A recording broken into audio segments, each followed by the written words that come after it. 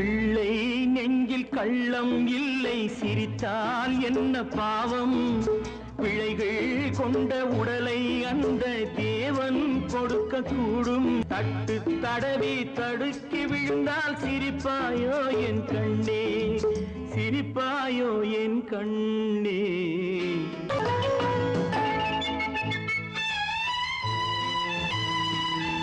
கண்ணீர் சிந்தும் கண்கள் மீது கருணை காட்ட வேண்டும். வாடும் நெஞ்சம் ஆறும் வண்ணம் வார்த்தை பேச வேண்டும். ஊனம் கொண்ட உயிர்கள் வாழ உதவும் எண்ணம் வேண்டும். அழுதால் வந்து தழுவும் அன்பு அன்னை உள்ளம் வேண்டும். அன்னை